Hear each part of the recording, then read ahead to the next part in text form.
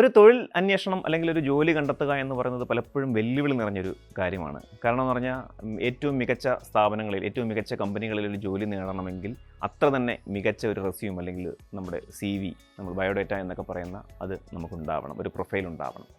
പലപ്പോഴും നമ്മൾ ഈ CV അല്ലെങ്കിൽ റെസ്യൂമൊക്കെ മേക്ക് ചെയ്യുമ്പോഴത്തേക്കിനും ഒരുപാട് മിസ്റ്റേക്ക് അതിനകത്ത് കൊണ്ടുവരാറുണ്ട്. കാരണം എന്ന് പറഞ്ഞാൽ നമ്മൾ വേണ്ടാത്ത കാര്യങ്ങൾ കൂടുതലായിട്ട് ആഡ് ചെയ്ത് വേണ്ട കാര്യങ്ങൾ അതിനകത്ത് ഒഴിവാക്കി അങ്ങനെ ഈ റെസ്യൂം കാണുന്ന HR മാനേജറോ അല്ലെങ്കിൽ റിക്രൂട്ടിംഗ് മാനേജറൊക്കെ അവർ കാണുമ്പോൾ അവർക്കത് നോക്കാൻ പോലും തോന്നാത്ത രീതിയിലുള്ള CVകളായിരിക്കും പലരും ഉണ്ടാക്കുക. അതുതന്നെയാണ് നമ്മളുടെ തൊഴിലന്വേഷണത്തിലെ ഏറ്റവും വലിയ ആദ്യ പരാജയം എന്ന് പറയുന്നത് തന്നെ. നമുക്ക് ഒരുപാട് കാര്യങ്ങൾ അറിയാമെങ്കിലും നമുക്ക് വേണ്ട കാര്യങ്ങൾ, നമ്മളുടെ എക്സ്പീരിയൻസ്, നമ്മൾ തൊഴിലുമായി ബന്ധപ്പെട്ട കാര്യങ്ങൾ അതിനകത്ത് ഏറ്റവും കുറച്ച് ഇൻക്ലൂഡ് ചെയ്തിട്ട് മാക്സിമം മറ്റുള്ള കാര്യങ്ങൾ, ചിലപ്പോൾ ഫാമിലി ഡീറ്റെയിൽസ് ആയിരിക്കും കൂടുതൽ ഇൻക്ലൂഡ് ചെയ്യുക. ഇപ്പോഴും ജാതിയും മതവും ഒക്കെ റെസ്യൂമിൽ വെക്കുന്ന ആൾക്കാർ ഒരുപാട് പേരുണ്ട്. അതൊക്കെ വലിയ തെറ്റുമാണ്. അത് പലർക്കും താല്പര്യമുള്ള കാര്യവുമായിരിക്കത്തില്ല. അപ്പോൾ ഈ ഒരു CV അല്ലെങ്കിൽ റെസ്യൂം മേക്കിംഗ് എന്ന് പറയുന്നത് തന്നെ ഒരു വലിയ കാര്യമാണ്. അതൊരു പ്രൊഫഷനാണ് എന്ന് പലരും തിരിച്ചറിഞ്ഞിട്ടുണ്ട്. അങ്ങനെ അതൊരു പ്രൊഫഷനാണ് എന്ന് തിരിച്ചറിഞ്ഞ ഒരാളാണ് ദുബായിലുള്ള രേണു ഷേണായി എന്ന് പറയുന്ന ഒരു വ്യക്തി. അപ്പോൾ ആൾക്ക് ഈ പറയുന്ന പോലെ ചില പ്രത്യേക സാഹചര്യത്തിൽ ദുബായിൽ വീട്ടമ്മയാകേണ്ടി വന്ന അല്ലെങ്കിൽ ആ വീട്ടമ്മയായി മാറിയിരിക്കുന്ന ഒരാളാണ്. എൻജിനീയറിംഗ് ഗ്രാജുവേറ്റാണ്, MBA പഠിച്ച ആളാണ്, HR പോലെയുള്ള പ്രൊഫഷണൽ കോഴ്സുകളൊക്കെ പഠിച്ച ഒരാളാണ്. പക്ഷേ ആൾ ഇങ്ങനെ വീട്ടമ്മയായി ഒതുങ്ങിയപ്പോൾ അല്ലെങ്കിൽ വീട്ടമ്മയായി മാറിയപ്പോൾ, സാഹചര്യങ്ങൾ കൊണ്ട് വീട്ടമ്മയായി മാറിയപ്പോൾ തൻ്റെ പാഷൻ എന്താണെന്ന് തിരിച്ചറിയുകയും ഒരു സുഹൃത്തിന് വേണ്ടിയിട്ട് ആദ്യമായി ഒരു റെസ്യൂമി അല്ലെങ്കിൽ CV പ്രൊഫഷണലായിട്ട് ചെയ്തപ്പോൾ ഇതെന്തുകൊണ്ട് തൻ്റെ പ്രൊഫഷനാക്കി മാറ്റിക്കൂടാ എന്ന് തോന്നി. അങ്ങനെ CV റൈറ്റിങ്ങിൽ അല്ലെങ്കിൽ റെസ്യൂം മേക്കിങ്ങിൽ ഒരു പ്രൊഫഷൻ ഉണ്ട് എന്ന് കണ്ടെത്തി നിരവധി പേർക്ക്, ഏതാണ്ട് 500ഓളം പേർക്ക് തൊഴിൽ നേടാൻ സഹായിച്ച CV അല്ലെങ്കിൽ റെസ്യൂം നിർമ്മിച്ചു കൊടുത്ത രേണു ഷേണായിയുടെ വിശേഷങ്ങളാണ് ശരിക്കും പറഞ്ഞാൽ ഇന്ന് നമ്മൾ മണി മാജിക്കിലൂടെ കാണാൻ പോകുന്നത്. ഒരുപാട് പ്രൊഫഷണൽപ്പെട്ട ആൾക്കാർക്ക് രേണു CV നിർമ്മിച്ചു കൊടുത്തു. ഏതാണ്ട് 1500 രൂപ മുതൽ 5000 രൂപ വരെയാണ് ഓരോ CVയുടെയും കാറ്റഗറി അനുസരിച്ച് ചാർജ് ചെയ്യുന്നത്. എന്ന് പറഞ്ഞാൽ വീട്ടിലിരുന്നു കൊണ്ട് തന്നെ, ദുബായിൽ വീട്ടിലിരുന്നു കൊണ്ട് തന്നെ മാസം ഒരു നല്ല വരുമാനമുണ്ടാക്കുന്ന രേണു ഷേണായിയുടെ വിശേഷങ്ങളാണ് മണി മാജിക്കിലൂടെ ഇന്ന് നമ്മൾ കാണാൻ പോകുന്നത്.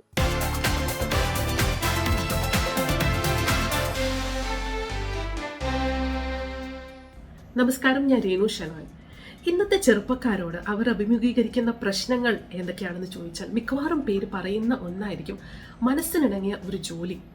എത്ര അക്കാഡമിക് ക്വാളിഫൈഡ് ആണെങ്കിലും എക്സ്പീരിയൻസ് ഉണ്ടെങ്കിലും എന്താണെന്ന് അറിയില്ല, എത്ര സ്ഥലത്തും ആപ്ലിക്കേഷൻ അയച്ചിട്ടും ഒരു ഇൻ്റർവ്യൂ കോൾ പോലും വരുന്നില്ല. എന്തായിരിക്കും ഇതിനുള്ള കാരണം? അതിൻ്റെ ഉത്തരവുമായിട്ടാണ് ഇന്ന് ഞാൻ വന്നിട്ടുള്ളത്. ഞാൻ ഒരു CV റെസ്യൂമെ മേക്കറാണ്. എന്താണ് ഒരു CVയിൽ ഇത്ര വലിയ കാര്യം ഇരിക്കുന്നത് എന്ന് പലരും ചോദിക്കും. പക്ഷെ ഞാൻ പറയും, ഒരു ജോലിക്ക് അപേക്ഷിക്കുമ്പോൾ നിങ്ങളെ കാണുന്നതിന് മുന്നേ നിങ്ങളുടെ എക്സ്പീരിയൻസിനെ കുറിച്ചും എക്സ്പെർട്ടീസിനെ കുറിച്ചും ക്വാളിഫിക്കേഷനെ കുറിച്ചും സംസാരിക്കുന്ന ഒന്നാണ് ഈ CV എന്ന് പറയുന്നത്. അതായത് നിങ്ങളുടെ എംപ്ലോയർ, നിങ്ങൾ ആർക്കാണോ ഈ ജോലിക്ക് ആപ്ലിക്കേഷൻ അയക്കുന്നത്, നിങ്ങളെ കാണുന്നതിന് മുന്നേ നിങ്ങളെക്കുറിച്ചുള്ള എല്ലാ ഡീറ്റെയിൽസും നൽകുന്ന ഒന്ന് തന്നെ ആയിരിക്കണം ഈ കാരിക്കുലം വൈറ്റേ CV എന്ന് പറയുന്ന ഒന്ന്. നമ്മൾ മാക്സിമം നമ്മൾ എങ്ങനെ അതിൽ മാർക്കറ്റ് ചെയ്യുന്നു അത് വെച്ചിട്ട് തന്നെയായിരിക്കും നമുക്ക് ഇൻ്റർവ്യൂവിന് കോൾ വരുന്നത്. എന്തൊക്കെയാണ് ഒരു CVയിൽ ഉൾപ്പെടുത്തേണ്ടത്, അല്ലെങ്കിൽ ഒരു CV എത്ര നിർബന്ധമാണ് നല്ലൊരു ജോലി കിട്ടാനായിട്ട് എന്നതിനെ കുറിച്ച് ഞാനിന്ന് സംസാരിക്കും. പലരും ചോദിക്കാറുണ്ട്, രേണു എങ്ങനെയാണ് ഈ ഒരു പ്രൊഫൈലിലേക്ക് വന്നത്? ഞാൻ വളരെ യാദൃശ്ചികമായിട്ട് ഇങ്ങനെ ഒരു പ്രൊഫൈലിലേക്ക് വന്ന ഒരാളാണ് കേട്ടോ. ഞാൻ ആക്ച്വലി ഒരു എഞ്ചിനീയറാണ്. അതിനുശേഷം MBA HR ആൻഡ് മാർക്കറ്റിങ്ങിൽ MBA ചെയ്തിട്ടുണ്ട്. കുറേ നാൾ ഒരു കോർപ്പറേറ്റ് അതിൽ വർക്ക് ചെയ്തിട്ടുള്ള ആളുമാണ്. യാദൃശ്ചികമായി കുട്ടികളൊക്കെ ഒന്ന് ചെറുതായിരിക്കുമ്പോൾ ഒരു ബ്രേക്ക് എടുത്തിട്ടുണ്ടായിരുന്നു. വർഷങ്ങളായിട്ട് ഓൺലൈൻ മാർക്കറ്റിംഗ് ആണ് ചെയ്തുകൊണ്ടിരിക്കുന്നത്. സോഷ്യൽ മീഡിയയിലൊക്കെ ആക്റ്റീവായിരുന്നു. അങ്ങനെ ഇരിക്കുന്ന സമയത്താണ് ഒരു സുഹൃത്ത് അവർക്ക് വേണ്ടിയിട്ട് CV ചെയ്യാനായിട്ട് ആർക്കെങ്കിലും പറ്റുമോ എന്ന് ചോദിച്ചപ്പോൾ, സാധാരണ എല്ലാത്തിലും ഒരു സഹായമായിട്ട് എത്തുന്ന ഒരാളായതുകൊണ്ട് തന്നെ ഞാൻ ചെയ്തു തരാം എന്ന് പറഞ്ഞു. ആ സുഹൃത്തിൻ്റെ പേര് നീതു എന്നാണ്. അങ്ങനെ നീതുവിന് വേണ്ടി CV ചെയ്ത് കൊടുക്കുന്നു. നീതു ഒന്ന് ഇംപ്രസ്ഡ് ആയിട്ട് എൻ്റെ അടുത്ത് ചോദിച്ചു, ഇതിൻ്റെ പേയ്മെൻറ്റ് എത്രയാണ് രേണു എന്ന്. അപ്പോൾ അന്ന് സത്യം പറഞ്ഞാൽ എനിക്കത് ഞാൻ ഒരു പേയ്മെൻറ്റ് ആയിട്ടൊന്നും കണ്ടിട്ടില്ല. അപ്പോൾ ഞാൻ പറഞ്ഞു, നീതു ഇപ്പോൾ പേയ്മെൻറ്റ് ഒന്നും വേണ്ട എന്ന് പറഞ്ഞു. കുറച്ച് ദിവസങ്ങൾ കഴിഞ്ഞപ്പോൾ നീതു ഹസ്ബൻഡിൻ്റെ CV ആയിട്ട് വന്നു. അതിനുശേഷം അനിയത്തിയുടെ CV ആയിട്ട് വന്നു. എന്നിട്ട് എൻ്റെ അടുത്ത് പറഞ്ഞു, രേണു ഇതൊരു പ്രൊഫഷനായിട്ട് എടുത്തൂടെ, എല്ലാവർക്കും ചെയ്യാൻ പറ്റുന്നൊന്നുമല്ല, വളരെ ചുരുക്കി കാര്യങ്ങൾ വളരെ ക്ലിയർ ആയിട്ട് എഴുതാൻ പറ്റുക എന്നുള്ളത്. അപ്പോൾ ഞാൻ പറഞ്ഞു, നീതു ഞാനിതൊരു പ്രൊഫഷനായിട്ട് കാണാത്തത് കൊണ്ട് തന്നെ എനിക്കിതിൻ്റെ പേയ്മെൻറ്റ് എത്രയാണെന്ന് അറിയില്ല. പക്ഷേ സുഹൃത്തായതുകൊണ്ട് തന്നെ നമുക്ക് എപ്പോഴും നല്ലൊരു സുഹൃത്ത് ഒരു കൈത്താങ്ങ് തന്നെയാണല്ലോ. അവൾ തന്നെ മാർക്കറ്റിൽ എത്രയാണ് ഒരു CV ചെയ്യാനുള്ള റേറ്റ് എന്ന് നോക്കിയിട്ട് എനിക്കൊരു പേയ്മെൻറ്റ് എൻ്റെ അക്കൗണ്ടിലിട്ട് തന്നു. സത്യം പറഞ്ഞാൽ അവിടെ നിന്നായിരുന്നു തന്നെ തുടക്കം. അങ്ങനെ 2021 ഞാൻ തുടക്കം കുറിച്ച ഒന്ന് തന്നെയാണ് ഈ CV റൈറ്റിംഗ് എന്ന് പറയുന്നത്. ഇന്ന് 450ഓളം 500ൻ്റെ അടുത്ത് പേർക്കുള്ള CV ഡ്രാഫ്റ്റ് ചെയ്ത് കഴിഞ്ഞു. അതിൽ ഡോക്ടേഴ്സ് ഉണ്ട്, എഞ്ചിനീയേഴ്സ് ഉണ്ട്, ടീച്ചേഴ്സ് ഉണ്ട്, പല പ്രൊഫഷൻ, മാർക്കറ്റിംഗ് പ്രൊഫഷനിലുണ്ട്, HR ഉണ്ട്, മാർക്കറ്റിംഗ് ഉണ്ട്, ബാങ്കേഴ്സ് ഉണ്ട്, ഡോക്ടേഴ്സ്, അങ്ങനെ ഒരുപാട് പ്രൊഫഷനിലുള്ള ചെയ്തിട്ടുണ്ടെങ്കിലും ഒരുപാട് അഭിമാനിക്കാവുന്ന രീതിയിൽ 2 ആർമി ഓഫീസേഴ്സിന് വേണ്ടിയിട്ടുള്ള CV ചെയ്യാനും പറ്റി. അത് സത്യം പറഞ്ഞാൽ മനസ്സിനോട് ചേർന്നിരിക്കുന്ന CV-കളിൽ ഒന്നാണ്. ഓരോ CV-യും വളരെ ആത്മാർത്ഥതയോടെ തന്നെയാണ് എഴുതുന്നത് കേട്ടോ. ഞാനൊരു CV എഴുതുമ്പോൾ അവരായിട്ട് എഴുതാനാണ് ശ്രമിക്കാറ്. കാരണം ഞാൻ എന്തെങ്കിലും ഒന്ന് ഡ്രാഫ്റ്റ് ചെയ്ത് കൊടുത്തിട്ട് കാര്യമില്ല. അവർക്കൊരു ജോലി കിട്ടണമെന്നുണ്ടെങ്കിൽ ഈ CV ആയിട്ട് എംപ്ലോയറുടെ മുമ്പിൽ ചെന്നിരിക്കുന്നത് അവരാണെങ്കിൽ ഞാൻ CV ഡ്രാഫ്റ്റ് ചെയ്യുമ്പോഴും അവരായിട്ട് എഴുതാൻ എനിക്ക് കഴിയണം. അതുകൊണ്ട് തന്നെയാണ് അവരുമായിട്ടൊരു കോൾ ഫിക്സ് ചെയ്തിട്ട് അവരെക്കുറിച്ച് കൂടുതൽ അറിയാനും ശ്രമിക്കുന്നത്. അങ്ങനെ കൃത്യമായിട്ട് അറിഞ്ഞാൽ മാത്രമേ നമുക്ക് നന്നായിട്ട് ഒരു CV ഡ്രാഫ്റ്റ് ചെയ്യാൻ പറ്റുള്ളൂ അല്ലേ. അപ്പോൾ ഒരു ആത്മാർത്ഥത എന്നുള്ള ഒരു എലമെൻറ്റും കൂടി വളരെ ഇമ്പോർട്ടൻ്റ് ആണ്. ഈ ആത്മാർത്ഥത ഞാൻ ഡ്രാഫ്റ്റിലിടുമ്പോൾ അത് തന്നെയാണ് ഞാനൊരു ക്ലയൻറ്റിൻ്റെ അടുത്ത് നിന്നും പ്രതീക്ഷിക്കുന്നത്. പലരും പറയും എനിക്ക് സമയമില്ല രേണു എന്തെങ്കിലും ഡ്രാഫ്റ്റ് ചെയ്തിട്ടു. അതുകൊണ്ട് കാര്യമില്ല. കാരണം ഇതുമായിട്ട് നിങ്ങൾ എംപ്ലോയറുടെ മുമ്പിൽ പോയി ഇരിക്കുമ്പോൾ ഇതിൽ എന്തൊക്കെയാണ് ഉള്ളത് എന്നുള്ളതിനെ കുറിച്ചൊരു ബോധ്യം നിങ്ങൾക്ക് വേണമല്ലോ. അപ്പം അതുകൊണ്ട് തന്നെ ഇതൊരു 2-way പ്രോസസ്സായിട്ടാണ് ഞാൻ എപ്പോഴും കാണുന്നത്. ഞാനൊരു ഫ്രീലാൻസറായിട്ട് വീട്ടിലിരുന്ന് തന്നെ വർക്ക് ചെയ്യുന്ന ഒരാളാണ്. അപ്പോൾ കൂടുതലും പലരും ചോദിക്കാറുണ്ട് എങ്ങനെയാണ് രേണു ഇത് മാനേജ് ചെയ്യാൻ പറ്റുന്നത് എന്നുള്ളത്. പലരുടെയും സ്വപ്നമാണ് ഒരു ജോലി എന്ന് പറയുന്നത്. പ്രത്യേകിച്ചും സ്ത്രീകൾക്ക് ഒരു കുടുംബവും കുട്ടികളൊക്കെ ആയി കഴിയുമ്പോൾ തങ്ങളുടെ പാഷൻ അല്ലെങ്കിൽ തങ്ങളുടെ ജോലി, കരിയർ എന്നൊക്കെ പറഞ്ഞ് മാറ്റിവെക്കുന്ന ഒരു രീതിയാണ്. പക്ഷേ ഞാൻ കുട്ടികൾ ചെറുതായിരിക്കുമ്പോഴും വർക്ക് ചെയ്തിരുന്നു. അതിനുശേഷം അവർക്ക് എൻ്റെ ആവശ്യമുണ്ട് എന്ന് തിരിച്ചറിഞ്ഞിട്ടാണ് ഞാൻ സെൽഫായിട്ട് എടുത്ത ഒരു ഡിസിഷനായിരുന്നു ഫ്രീലാൻസറായിട്ട് അല്ലെങ്കിൽ വർക്ക് ഫ്രം ഹോം എന്ന് പറയുന്ന ഒരു കോൺസെപ്റ്റ്. CV-യിൽ വന്നപ്പോഴും അതുപോലെയായിരുന്നു. പക്ഷേ നമുക്ക് നിർബന്ധമായിട്ട് വേണ്ടത് ഒരു ലൈൻ ഡ്രോ ചെയ്യാൻ നമുക്ക് പറ്റണം. നമ്മുടെ പ്രൊഫഷനും പേഴ്സണൽ ലൈഫുമായിട്ടൊരു ബാലൻസ് വേണമെന്നൊക്കെ എല്ലാവരും പറയും. പക്ഷേ ഈ ബാലൻസ് എന്ന് പറയുന്നത് നമ്മളായിട്ട് തന്നെ ചെയ്യേണ്ട ഒന്ന് തന്നെയാണ്. വീട്ടിലിരുന്ന് വർക്ക് ചെയ്യുമ്പോൾ ഒരുപാട് ചാലഞ്ചസ് ഉണ്ട്. ചിലപ്പോൾ ഇതിൻ്റെ ഇടയിൽ നമുക്ക് ഒരുപാട് ഡിസ്ട്രാക്ഷൻസ് വരും. കോളിംഗ് ബെൽ ആരെങ്കിലും അടിക്കും, അല്ലെങ്കിൽ നമുക്ക് തന്നെ തോന്നും നല്ല വെയിലുണ്ട്, ഒന്ന് ഉണക്കാനിട്ടാലോ ഡ്രസ്സൊക്കെ, അല്ലെങ്കിൽ ഇട്ടാലോ, ഒന്നെങ്കിൽ വീട് കുറച്ച് നേരം അടിച്ചു വാരി ഇട്ടാലോ, ലഞ്ച് ഉണ്ടാക്കി വെച്ചാൽ, ഇങ്ങനെ ഒരുപാട് ചാലഞ്ചസ് പൊതുവെ ഫ്രീലാൻസേഴ്സ് ഫേസ് ചെയ്യാറുണ്ട്. പക്ഷേ നമ്മളായിട്ട് തന്നെ ഒരു ലൈൻ ഡ്രോ ചെയ്യുക. ഇന്ന സമയത്ത് മുതൽ ഇന്ന സമയം വരെ ഞാൻ എൻ്റെ ജോലിയിൽ ഇൻവെസ്റ്റ് ചെയ്യും.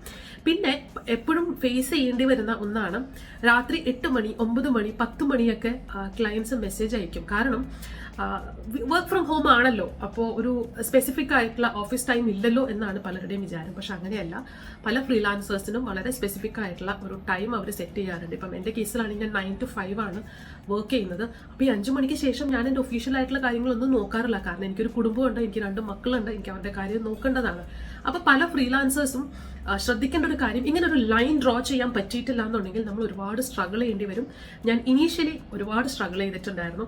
അന്ന് എൻ്റെ ഹസ്ബൻഡാണ്, ആളുടെ പേര് സുജിത്ത് എന്നാണ്, ആളാണ് എന്നോട് പറഞ്ഞത് ഇങ്ങനെ പോയി കഴിഞ്ഞാൽ നിനക്ക് പെട്ടെന്ന് മടുപ്പാവും, നീ physically and mentally emotionally also ഭയങ്കര സ്ട്രെസ്ഡും വീക്കും ആവും. അതിന് പകരം നീ ഒരു സമയം ഫിക്സ് ചെയ്യുക, ഇന്ന സമയം തൊട്ട് ഇന്ന സമയം വരെ എൻ്റെ വർക്ക് മാത്രം, അതായത് ഒരു ഓഫീസിലിരിക്കുന്ന രീതിയിൽ തന്നെ. അപ്പം അതിനുശേഷം ഒരു 5 മണിയോ 6 മണിയോ നീ എത്രയാണ് ഫിക്സ് ചെയ്യുന്നത്, അതിനുശേഷം ഓഫീസ് കാര്യങ്ങൾ മാറ്റിവെക്കുക. പിന്നെ നിന്റെ പേഴ്സണൽ കുട്ടികളുടെ കൂടെയൊക്കെ ടൈം സ്പെൻഡ് ചെയ്യുക. അത് അങ്ങനെ ചെയ്ത് കഴിഞ്ഞാൽ നിനക്ക് കുറച്ചും കൂടി എളുപ്പം. സത്യം പറഞ്ഞാൽ അതൊരു വലിയ അഡ്വൈസ് തന്നെയായിരുന്നു കേട്ടോ. അതിനുശേഷം ഞാനത് പ്രത്യേകം ശ്രദ്ധിക്കുന്ന ഒന്ന് തന്നെയാണ് 5 മണി അല്ലെങ്കിൽ 5:30. അഫ്കോഴ്സ് ഇമ്പോർട്ടൻ്റ് ആയിട്ടുള്ള കാര്യങ്ങളുണ്ടെങ്കിൽ അതിന് റെസ്പോണ്ട് ചെയ്യാറുണ്ട്. പക്ഷെ കഴിവതും വൈകുന്നേരങ്ങളിൽ വർക്ക് എടുക്കാറില്ല. പല സ്ത്രീകളും ഫേസ് ചെയ്യുന്ന ഒരു പ്രശ്നമാണ് രാത്രി വരെ. ഞാൻ ആദ്യം ചെയ്തിരുന്നു, രാത്രി വരെ എല്ലാവരെയും ഉറക്കി കഴിഞ്ഞ ഇവിടെ രാത്രി ഇരുന്നൊക്കെ വർക്ക് ചെയ്യായിരുന്നു. പക്ഷെ അതെൻ്റെ ഫിസിക്കലിന് ഒരുപാട് എഫക്ട് ചെയ്ത് തുടങ്ങി, പല ഹെൽത്ത് ഇഷ്യൂസൊക്കെ വന്നു തുടങ്ങി. അങ്ങനെ ഒരു ലൈൻ ഡ്രോ ചെയ്യാൻ പറ്റുക എന്നുള്ളത് വളരെ വളരെ റെലവെൻ്റ് ആയിട്ടുള്ള ഇമ്പോർട്ടൻ്റ് ആയിട്ടുള്ള ഒന്ന് തന്നെയാണ്. നമ്മളൊരു ഇൻ്റർവ്യൂവിന് പോകുമ്പോൾ അല്ലെങ്കിൽ നമ്മൾ ഏതെങ്കിലും ഒരു വേദിയിൽ സംസാരിക്കേണ്ടി വരുമ്പോൾ ഏറ്റവും ഇമ്പോർട്ടൻ്റ് ആയിട്ട് നമ്മളിൽ ഓരോരുത്തർക്കും വേണ്ടുന്ന ഒന്നാണ് കമ്മ്യൂണിക്കേഷൻ സ്കിൽസ് എന്ന് പറയുന്നത് അല്ലേ. ഈ കമ്മ്യൂണിക്കേഷൻ സ്കിൽസ് എന്ന് പറയുന്നത് സംസാരിക്കുന്ന രീതി മാത്രമല്ല, നമ്മൾ എങ്ങനെ നമ്മളെ തന്നെ പോർട്രേ ചെയ്യുന്നു. ചിലപ്പോൾ ഒരുപാട് എക്സ്പീരിയൻസ് ഉള്ള ആളായിരിക്കാം, ഒരുപാട് ക്വാളിഫിക്കേഷനൊക്കെ ഉണ്ടാവാം, പക്ഷെ സംസാരിക്കാൻ അറിയില്ലെങ്കിൽ, സെൽഫ് ഒരു പോർട്രേയലിനുള്ള എബിലിറ്റി ഇല്ല എന്നുണ്ടെങ്കിൽ അവിടെ തന്നെ നമ്മളൊരു ഫെയിലിയർ ആയിട്ട് മാറുകയാണ്. ഈ ചിലരെ കണ്ടിട്ടില്ലേ, ഒരുപാട് അക്കാഡമിക്കലി ക്വാളിഫൈഡ് ആയിരിക്കും, നല്ല മാർക്കോടെയൊക്കെ പാസ്സായ ആൾക്കാരായിരിക്കും, പക്ഷേ മറ്റുള്ള ആൾക്കാരോട് എങ്ങനെ കൃത്യമായിട്ട് വളരെ കംപ്രൈസ്ഡ് ആയിട്ട് എങ്ങനെ സംസാരിക്കണമെന്ന് അവർക്ക് അറിയേണ്ടാവില്ല. അതിൻ്റെ ഉത്തരമാണ് discover your strength, which is very very important. നമ്മളൊരു ജോലിക്ക് അപ്ലൈ ചെയ്യുമ്പോൾ ആദ്യം മനസ്സിലാക്കേണ്ടത് ആ ജോലിയിലേക്ക് ആവശ്യമുള്ള സ്കിൽസ് എന്തൊക്കെയാണെന്നുള്ളതാണ്. ആ സ്കിൽസ് എല്ലാം എന്നിലുണ്ടോ എന്ന് ആദ്യം ഒന്ന് പരിശോധിക്കണം. എന്നിട്ട് അത് പോർട്രേ ചെയ്തിട്ട് വേണം ഓരോ CV അല്ലെങ്കിൽ റെസ്യൂമേ നമ്മൾ ഡ്രാഫ്റ്റ് ചെയ്യേണ്ടത്. ഇനി അങ്ങോട്ട് ഞാൻ റെസ്യൂമേ എന്ന് തന്നെ പറയാം, കാരണം ഇന്നത്തെ കാലത്ത് കൂടുതലും ആളുകളും ചോദിക്കുന്ന ഒന്ന് തന്നെയാണ് റെസ്യൂമേ എന്ന് പറയുന്നത്. നമ്മളുടെ സ്കിൽസ് എങ്ങനെ ഐഡൻറ്റിഫൈ ചെയ്യാം? ചിലർക്ക് അത് സെൽഫായിട്ട് ഐഡൻറ്റിഫൈ ചെയ്യാനുള്ള ഒരു സ്കിൽ ഉണ്ടാവും, ചിലർക്ക് അതുപോലും ഉണ്ടാവില്ല. അങ്ങനെയുള്ള സമയത്താണ് എന്നെ പോലെയുള്ള റെസ്യൂമേ മേക്കേഴ്സിൻ്റെ ആവശ്യം വരുന്നത്. എൻ്റെ അടുത്തൊരു ക്ലയൻറ്റ് വരുമ്പോൾ ഞാൻ അവരോട് ഒരു കോൾ ഫിക്സ് ചെയ്ത് സംസാരിക്കുന്ന സമയത്ത് ഞാൻ ചോദിച്ചു മനസ്സിലാക്കുന്ന ഒന്ന് ആണ്, നിങ്ങൾ എങ്ങനെയാണ് മറ്റുള്ള കാൻഡിഡേറ്റ്സിൽ നിന്ന് ഡിഫറെൻ്റ് ആയിട്ടുള്ളത്? പലർക്കും ഐഡൻറ്റിഫൈ ചെയ്യാൻ പറ്റാത്തൊരു കാര്യമാണ്. ഞാനൊരു ടീച്ചറിൻ്റെ CV ചെയ്തിട്ടുണ്ടായിരുന്നു. അവർ പറഞ്ഞത്, രേണു ഞാനൊരു ടീച്ചറാണ്, അതിലപ്പുറം ഞാനൊന്നും ചെയ്യുന്നില്ല. പക്ഷെ അവരോട് സംസാരിച്ച് ഇങ്ങനെ ഒരു അരമണിക്കൂറോളം എൻ്റെ ഒരു സുഹൃത്തും കൂടിയാണ്, അവരോട് സംസാരിച്ച് വരുമ്പോഴാണ് അവർ NCCയുടെ ഹെഡാണ്, പിന്നെ അവർ ഒരുപാട് കുട്ടികൾക്ക് വേണ്ടിയിട്ടുള്ള എക്സിബിഷൻ ആണെങ്കിലും അതുപോലെയുള്ള ആക്ടിവിറ്റീസ് ചെയ്യുന്നുണ്ട്. ഇങ്ങനെ ഒരുപാട് കാര്യങ്ങളിൽ അവർ ടൈം ഇൻവെസ്റ്റ് ചെയ്യുന്നുണ്ട്. പക്ഷെ അതവർക്ക് തന്നെ ഐഡൻറ്റിഫൈ ചെയ്യാൻ പറ്റുന്നുണ്ടായിരുന്നില്ല. ഈ ഒരു ഐഡൻറ്റിഫിക്കേഷനും കൂടി ഒരു CV റെസ്യൂമേ മേക്കറിൻ്റെ ഇമ്പോർട്ടൻസ് വളരെ കൂടുതലാണ്. നമ്മളെങ്ങനെ നമ്മുടെ ഐഡൻറ്റിഫൈ ചെയ്യുന്നു എന്നത് വളരെ ഇമ്പോർട്ടൻ്റ് തന്നെയാണ്. അത് തന്നെയായിരിക്കണം നമ്മളുടെ CVയിലും റിഫ്ലക്റ്റ് ചെയ്യേണ്ടത്. ആ ഒരു കോൺഫിഡൻസ്, അതായത് നമുക്ക് നമ്മളിലുള്ള ആ ഒരു കോൺഫിഡൻസ് വളരെ കൃത്യമായിട്ട് റെസ്യൂമേയിൽ പോർട്രേ ചെയ്യാൻ പറ്റിക്കഴിഞ്ഞാൽ ആ ഒരു കോൺഫിഡൻസ് ഉറപ്പായിട്ടും നമ്മുടെ എംപ്ലോയറിന് മിസ്സാവാൻ പറ്റില്ല. നമുക്ക് ഇൻ്റർവ്യൂ കോൾ വരാനുള്ള ചാൻസസും വളരെ കൂടുതലായിരിക്കും. എന്താണ് CVയും റെസ്യൂമേയും തമ്മിലുള്ള വ്യത്യാസം? CV അല്ലെങ്കിൽ കരിക്കുലം വൈറ്റെ എന്ന് പറയുന്നത് തന്നെ കോഴ്സ് ഓഫ് ലൈഫ് എന്നാണ്. അതായത് നമ്മുടെ കരിയർ ലൈഫിനെ കുറച്ചും കൂടി ഡിസ്ക്രിപ്റ്റീവായിട്ട് എഴുതുമ്പോഴാണ് അതിനെ CV എന്ന് പറയുന്നത്. ഇതിന് 2 പേജിൽ കൂടുതൽ വരെ ആവാം. കൂടുതലും പബ്ലിക്കേഷൻസും റിസർച്ചിലും ഒക്കെ എക്സ്പീരിയൻസ് ഉള്ള ആളുകളാണ് CV കുറച്ചും കൂടി ഡിസ്ക്രിപ്റ്റീവായിട്ട് 4-5 പേജിലൊക്കെ ഉൾപ്പെടുത്തിയിട്ട് ചെയ്യുന്നത്. അതേസമയം ഒരു റെസ്യൂമേ എന്ന് പറയുമ്പോൾ ഇതിൻ്റെ തന്നെ ഒരു സമ്മറൈസ്ഡ് വേർഷനാണ്.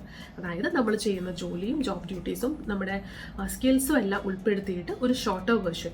ഇത് കൂടുതലും 1-2 പേജിലായിരിക്കും ഉണ്ടാവുക. ഇന്ന് മിക്ക കമ്പനീസും പ്രിഫർ ചെയ്യുന്നത് ഒരു റെസ്യൂമേ വേർഷൻ തന്നെയാണ്. അതിലും കഴിവതും 1 പേജാണ് മിക്ക കമ്പനീസും പ്രിഫർ ചെയ്യുന്നത്. ഒരു CV ഡ്രാഫ്റ്റ് ചെയ്യുമ്പോൾ അതിൽ എന്തെല്ലാം ഉൾപ്പെടുത്തണം എന്നുള്ള ഒരു ചോദ്യം പലരും ചോദിക്കാറുണ്ട്. ഞാൻ നേരത്തെ പറഞ്ഞ പോലെ ആദ്യമേ ഒഴിവാക്കേണ്ടത് നമ്മുടെ പേഴ്സണൽ ഡീറ്റെയിൽസ് ആണ്. നമ്മുടെ പ്രൊഫൈലിന് എന്താണോ ആവശ്യം അത് റെലവെൻ്റ് ആയിട്ടുള്ള കീവേഡ്സ് ആയിട്ട് മെൻഷൻ ചെയ്യുന്നത് തന്നെയാണ് ഏറ്റവും അത്യാവശ്യമായിട്ട് ചെയ്യേണ്ടത്. ഫോർ എക്സാമ്പിൾ, ഒരു ടീച്ചർ എന്ന് പറയുമ്പോൾ ഒരു ടീച്ചർ സാധാരണ ചെയ്യുന്ന ഡ്യൂട്ടീസ് എന്താണ് എന്നുള്ളത് ഈ CV വായിക്കുന്ന ആൾക്ക് കൃത്യമായിട്ട് അറിയാം. അങ്ങനെയുള്ള ഒരാളുടെ കയ്യിലേക്കാണല്ലോ CV ചെന്നെത്തുന്നത്. അപ്പോൾ അതുകൊണ്ട് തന്നെ വളരെ ഡിസ്ക്രിപ്റ്റീവായിട്ട് ഒരു ടീച്ചർ ചെയ്യുന്ന റെസ്പോൺസിബിലിറ്റീസ് എല്ലാം എഴുതേണ്ട ആവശ്യമില്ല. പക്ഷേ അതേസമയം എന്തൊക്കെയാണ് നമ്മളെ മറ്റുള്ള കാൻഡിഡേറ്റ്സിൽ നിന്ന് വ്യത്യസ്തമാക്കുന്നത്, എന്തൊക്കെയാണ് നമുക്ക് ആ സ്കൂളിലേക്ക് കൂടുതലായിട്ട് പഠിപ്പിക്കുന്നത് മാറ്റി വെച്ച് കഴിഞ്ഞാൽ കൂടുതലായിട്ട് എന്തൊക്കെ കോൺട്രിബ്യൂട്ട് ചെയ്യാൻ പറ്റും എന്നുള്ള കാര്യങ്ങളാണ് നമ്മൾ അപ്ഡേറ്റ് ചെയ്യേണ്ടത്. അതുപോലെ തന്നെ ഏത് പ്രൊഫഷൻ എടുത്തു കഴിഞ്ഞാലും മാർക്കറ്റിംഗ് ആണെങ്കിലും അല്ലെങ്കിൽ ഡോക്ടർ ആണെങ്കിലും നേഴ്സ് ആണെങ്കിലും ഇവരെല്ലാം ചെയ്യുന്ന ജോബ് ഡ്യൂട്ടീസ് എന്താണ് എന്നുള്ളത് ഇത് വായിക്കുന്ന ഒരാൾ എംപ്ലോയർ ആണെങ്കിലും ഒരു ഏജന്റ് ആണെങ്കിലും അവർക്ക് കൃത്യമായിട്ട് അറിയാം. അപ്പോൾ ഈ കാര്യങ്ങളൊന്നും വീണ്ടും വീണ്ടും എഴുതാതെ നമ്മൾ എങ്ങനെ മറ്റുള്ള കാൻഡിഡേറ്റ്സിൽ നിന്ന് വ്യത്യസ്തമാകുന്നു എന്നതാണ് ഹൈലൈറ്റ് ചെയ്യേണ്ടത്. ഇതെങ്ങനെ മനസ്സിലാവും എന്നുള്ളത് അത് ഓരോ ക്ലയൻസിനെ അതനുസരിച്ചിരിക്കും. ഇപ്പോൾ എൻ്റെ അടുത്ത് ഒരു ക്ലയൻറ്റ് വന്നു കഴിയുമ്പോൾ ആദ്യമേ തന്നെ അവരോട് ഡീറ്റെയിൽഡ് ആയിട്ട് ചോദിക്കും അവരുടെ പ്രൊഫൈൽ എന്തൊക്കെയാണ് അവർ ചെയ്യുന്നത്, എന്തൊക്കെയാണ് അവരുടെ കോൺട്രിബ്യൂഷൻ. പിന്നെ എപ്പോഴും ഏതൊരു എംപ്ലോയറും പ്രിഫർ ചെയ്യുന്നത് ഒരു അച്ചീവർ CV ആണ്. ഞാൻ ഇത് ചെയ്തു എന്ന് ജോബ് ഡ്യൂട്ടീസ് ആയിട്ട് എഴുതുന്നതിലപ്പുറം ഞാൻ എങ്ങനെ എൻ്റെ പ്രീവിയസ് കമ്പനിയിൽ കോൺട്രിബ്യൂട്ട് ചെയ്തു എന്നുള്ളത് നമുക്ക് എടുത്തെഴുതാൻ പറ്റണം. അതാണ് ഞാൻ നേരത്തെ പറഞ്ഞ സെൽഫ് മാർക്കറ്റിംഗ് എന്ന് പറയുന്നത്. ഇന്നത്തെ ഇപ്പോൾ മാർക്കറ്റിങ്ങിൻ്റെ കാലമാണല്ലോ. നമ്മളുടെ പ്രൊഫൈൽ നമ്മൾ തന്നെ വളരെ കൃത്യമായിട്ട് മാർക്കറ്റ് ചെയ്താൽ മാത്രമേ ഒരു പ്രൊഫൈലിലേക്ക് നമുക്ക് നെക്സ്റ്റ് ലെവലിലേക്ക്, അതായത് ഇൻ്റർവ്യൂ ലെവലിൽ വരെ പോകാൻ പറ്റുള്ളൂ. അപ്പോൾ അതുകൊണ്ട് തന്നെ ഉറപ്പായിട്ടും നമ്മൾ ടൈം ഇൻവെസ്റ്റ് ചെയ്യേണ്ട ഒന്ന് തന്നെയാണ് ഈ CV അല്ലെങ്കിൽ റെസ്യൂമേ എന്ന് പറയുന്നത്. പലപ്പോഴും നമ്മൾ ഇപ്പോൾ ഈ റെസ്യൂം അയക്കുക എന്നതിനേക്കാൾ ഉപരി ലിങ്ക്ഡിൻ പോലെയുള്ള പ്രൊഫഷണൽ ഈ സോഷ്യൽ മീഡിയ പ്ലാറ്റ്ഫോമുകളിൽ കൂടുതൽ ആക്റ്റീവ് ആവുക എന്നതൊരു അത്യന്താപേക്ഷിതമായ കാര്യമാണ്. കാരണം പ്രൊഫഷണലായിട്ടുള്ള ആൾക്കാർക്ക് ഏറ്റവും കൂടുതൽ സാധ്യതയുള്ളൊരു ഇടമാണ് ഈ ലിങ്ക്ഡിൻ പോലെയുള്ള സ്ഥലങ്ങൾ. ലിങ്ക്ഡിനിൽ പലരും ഈ സാധാരണ നമ്മൾ ഫേസ്ബുക്ക്, ഇൻസ്റ്റാ പോലെയുള്ള സോഷ്യൽ മീഡിയ പ്ലാറ്റ്ഫോം പോലെയാണ് ലിങ്ക്ഡിനെ പലരും കാണുന്നത്. അതിനപ്പുറം ലിങ്ക്ഡിനിൽ ചെയ്യാൻ ഒരുപാട് കാര്യങ്ങളുണ്ട് എന്ന് തിരിച്ചറിയുക അതൊരു പ്രധാനപ്പെട്ട കാര്യമാണ്. അവിടെ നമ്മളുടെ പ്രൊഫൈൽ എങ്ങനെയാണോ അതിനനുസരിച്ച് ഒരുപാട് സാധ്യതകൾ നമുക്ക് വരാൻ സാധ്യതയുണ്ട്.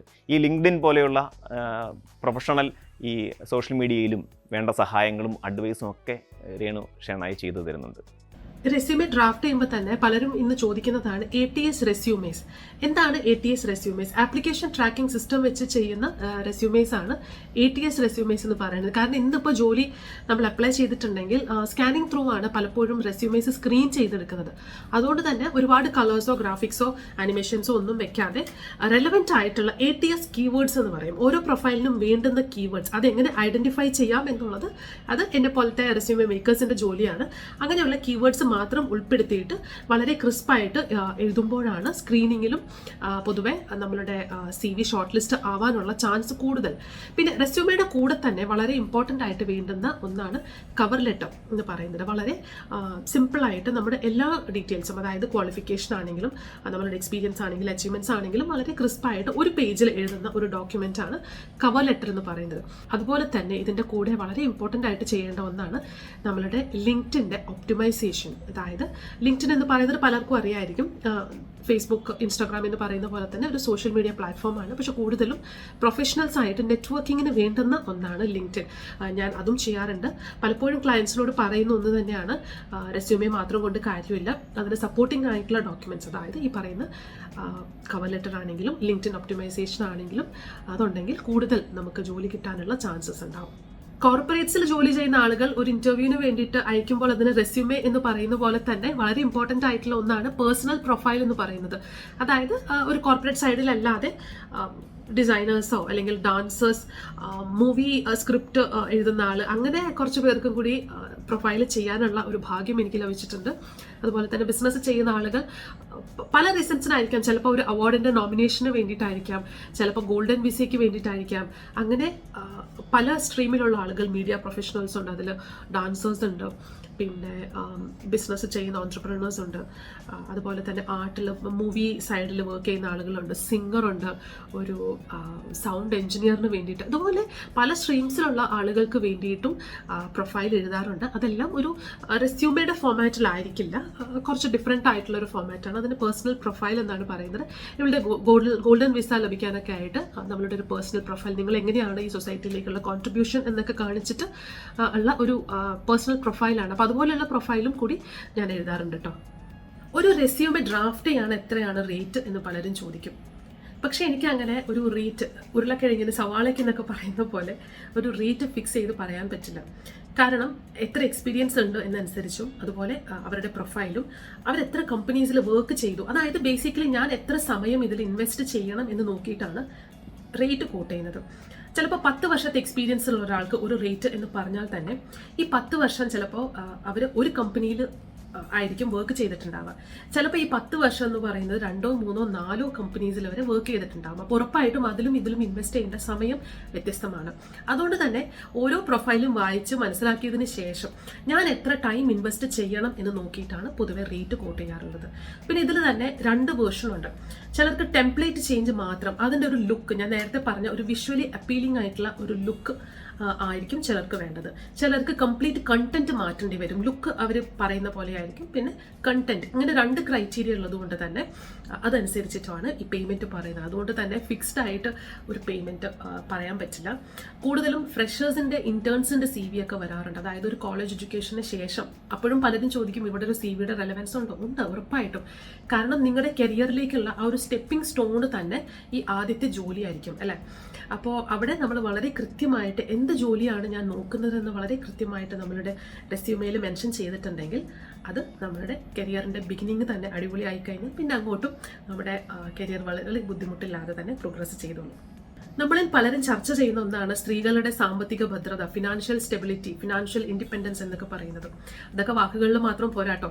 ഇന്നത്തെ പല സ്ത്രീകളും അവരുടെ കരിയർ മാറ്റിവെക്കുന്നത് കുടുംബത്തിന് വേണ്ടിയിട്ടും കുട്ടികൾക്ക് വേണ്ടിയിട്ടും അല്ലെങ്കിൽ മറ്റ് പേഴ്സണൽ റെസ്പോൺസിബിലിറ്റീസിനും വേണ്ടിയിട്ടാണ്. ഇവർക്കൊന്നും ജോലി ചെയ്യാൻ താല്പര്യം ഇല്ലാഞ്ഞിട്ടല്ല കേട്ടോ. പക്ഷേ ഈ പറയുന്ന റെസ്പോൺസിബിലിറ്റീസ് വരുമ്പോൾ അവരുടെ കാര്യങ്ങൾ തന്നെ മാറ്റിവെക്കുന്നു എന്നുള്ളതാണ് സത്യം. ഇത് മനസ്സിലാക്കേണ്ടത് കുടുംബത്തിലുള്ള ബാക്കിയുള്ള ആളുകളാണ്. ഉറപ്പായിട്ടും നല്ല വിദ്യാഭ്യാസമുള്ളൊരു സ്ത്രീ, ഇനിയിപ്പോൾ അഥവാ വിദ്യാഭ്യാസം കുറഞ്ഞ സ്ത്രീ ആണെങ്കിൽ പോലും അവരുടെ സ്കില്ല് എന്താണോ, അവർക്ക് എന്തിലാണോ തിളങ്ങാൻ പറ്റുക, അത് ഐഡന്റിഫൈ ചെയ്തിട്ട് അവരുടെ കരിയർ എങ്ങനെയാണോ, അത് വർക്ക് ഫ്രം ഹോം ആണോ, ഫ്രീലാൻസർ ആണോ, ജോലിക്ക് പോയിട്ട് ചെയ്യുന്നതാണോ, അതൊന്നുമല്ല. ജോലിക്ക് പോകാൻ സാധ്യത അല്ലെങ്കിൽ ജോലി ചെയ്യാൻ താല്പര്യമുള്ളവർ ഉറപ്പായിട്ടും അതിൽ ടൈം ഇൻവെസ്റ്റ് ചെയ്യണം എന്ന് തന്നെ ഞാൻ പറയുള്ളൂ. നമ്മുടേതായ സ്വന്തമായിട്ടുള്ള ചെറിയ എമൗണ്ട് ആണെങ്കിലും നമുക്കത് കണ്ടുപിടിക്കാൻ പറ്റിക്കഴിഞ്ഞാൽ അത് നമുക്കൊരു കോൺഫിഡൻസ് തന്നെയാണ്. എനിക്കും ചെയ്യാൻ പറ്റും എന്നുള്ള ഒരു കോൺഫിഡൻസ് തന്നെയാണ്. അപ്പോൾ അതിൽ നമ്മൾ നിർബന്ധമായിട്ടും ശ്രദ്ധിക്കേണ്ട ഒന്ന് തന്നെയാണ്. അതിലെന്താണോ നിങ്ങളുടെ സ്കിൽ, ഞാൻ നേരത്തെ പറഞ്ഞ പോലെ തന്നെ ഡിസ്കവർ യുവർ സ്ട്രെങ്ത് എന്ന് പറയുമ്പോൾ അത് ഒരു ജോലിക്ക് വേണ്ടിയിട്ട് മാത്രമുള്ളതല്ലല്ലോ. നമ്മളുടെ സ്ട്രെങ്ത് എന്താണെന്ന് നമ്മൾ ഐഡൻറ്റിഫൈ ചെയ്യാതെ നമുക്കൊരു കോൺഫിഡൻസും കൂടിയാണ്. അങ്ങനെ യാദൃശ്ചികമായിട്ട് ഞാൻ ഐഡൻറ്റിഫൈ ചെയ്തെടുത്ത ഒന്ന് മാത്രമാണ് ഒരു CV. അതുപോലെ നിങ്ങൾക്കും പല സ്കില്ലുണ്ടാവാം. അത് ചിലപ്പം കണ്ടന്റ് റൈറ്റിങ്ങിലായിരിക്കാം, അല്ലെങ്കിൽ ചിലർ കുക്കിങ്ങിലായിരിക്കാം. അങ്ങനെ നമ്മുടെ പാഷൻ എന്താണോ അത് കറക്റ്റായിട്ട് ഐഡൻറ്റിഫൈ ചെയ്യാം. അത് നമ്മൾ ഫോളോ ചെയ്യുക. ഉറപ്പായിട്ടും ബാക്കിയുള്ള സാമ്പത്തിക ഭദ്രതയും കോൺഫിഡൻസും എല്ലാം അതിൻ്റെ പുറകെ വരും. നമ്മളുടെ ഡ്രീംസ്, സ്വപ്നം കാണുന്നത് നിർത്തരുത്, അത് കണ്ടുകൊണ്ടിരിക്കുക. അതിപ്പോൾ സ്ത്രീകളാണെങ്കിലും പുരുഷന്മാരാണെങ്കിലും നമ്മളുടെ ഡ്രീം എന്താണോ അത് കറക്റ്റായിട്ട് അച്ചീവ് ചെയ്യാൻ ശ്രമിക്കുക. അത് ഉറപ്പായിട്ടും നമ്മളെ ഒരുപാട് മുന്നിലേക്ക് കൊണ്ടുപോകും എന്ന് തന്നെയാണ് എനിക്ക് പറയാനുള്ളത്. അപ്പോൾ അതൊക്കെയാണ് രേണു ഷേണായിയുടെ ഈ സക്സസ് സ്റ്റോറി എന്ന് പറയുന്നത്. ഒരുപാട് പേർക്കാണ് രേണുവിലൂടെ മികച്ച ജോലികൾ ലഭിച്ചിരിക്കുന്നത്. കേവലം CV റൈറ്റിംഗ് മാത്രമല്ല, ഒരുപാട് പ്രൊഫഷണൽ അഡ്വൈസുകൾ കൊടുക്കാനും അതുപോലെ കവറിംഗ് ലെറ്ററുകൾ ചെയ്ത് കൊടുക്കാനും നിരവധി സഹായങ്ങൾ, പ്രൊഫഷണലായിട്ട് സംസാരിക്കാൻ പോലുമുള്ള, മറ്റുള്ളവരോട് എങ്ങനെ സംസാരിക്കണമെന്ന് അതുപോലും അറിയാത്ത ഒരുപാട് പേർക്ക് ട്രെയിനിങ് ഒക്കെ കൊടുക്കുകയൊക്കെ ചെയ്ത രേണുവിൻ്റെ ആ സക്സസ് സ്റ്റോറി അങ്ങനെ തുടരുകയാണ്. എല്ലാവിധ ആശംസകളും നമുക്ക് നേരാം. അപ്പോൾ മണി മാജിക്കിൻ്റെ മറ്റൊരു എപ്പിസോഡിൽ നമുക്ക് വീണ്ടും കാണാം. നന്ദി.